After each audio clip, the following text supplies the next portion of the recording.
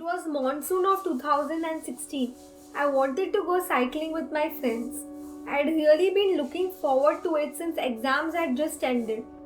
Mom was out of town on a business trip and Dad was the only one home.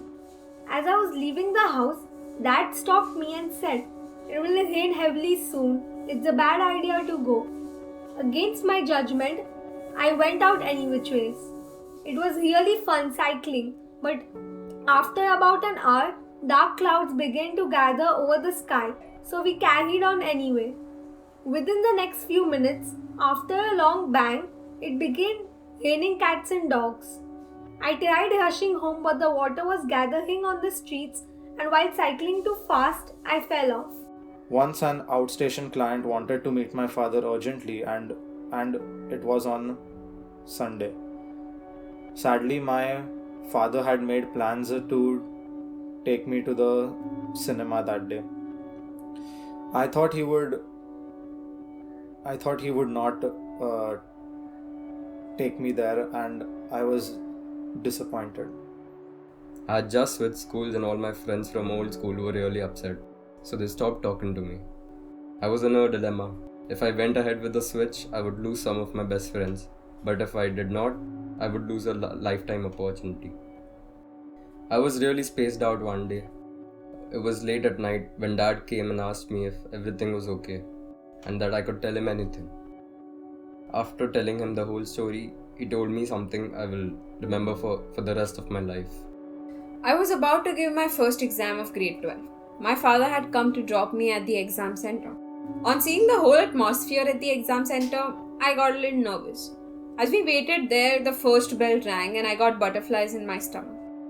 It's not that I had not studied, but I carried a feeling that this exam, being a very important one, would be the deciding factor for my life.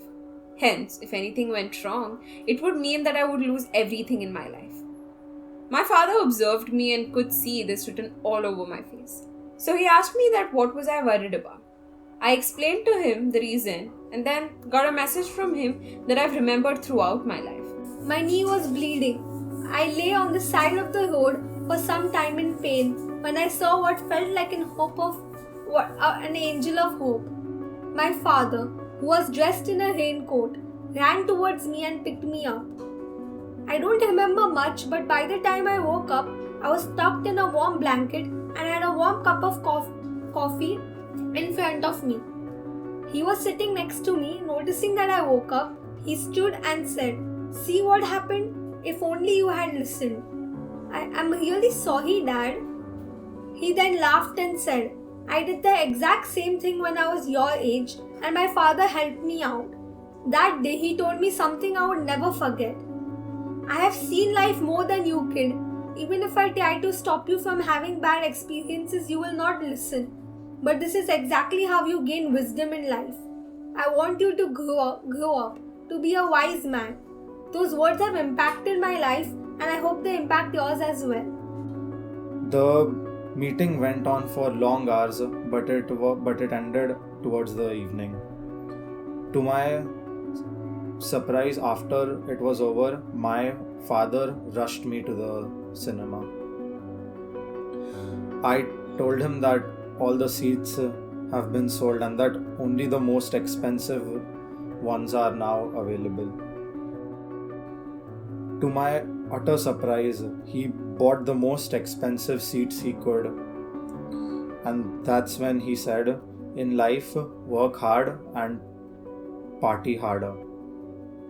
After telling him the whole story, he told me something I will remember for the rest of my life. There are things in life you can directly control and there are things you cannot. It is a waste of time if you bother yourself with things beyond your control, because you may lose out on things that you do. The next day I took the decision and switched schools. He said that in life, do not go after anything as if it is everything. This exam is a very important part of your academic life, but this is a part of your life, not your whole life. There are eminent people who had done very well academically, and there are also people who had not done well academically but still succeeded in life, as if you keep your spirits high, life does give you more than one chance. So try your best and then forget the rest. I felt relaxed immediately, and just at that time, the second bell rang, and I rushed to my classroom determined to do well, but keeping the right perspective.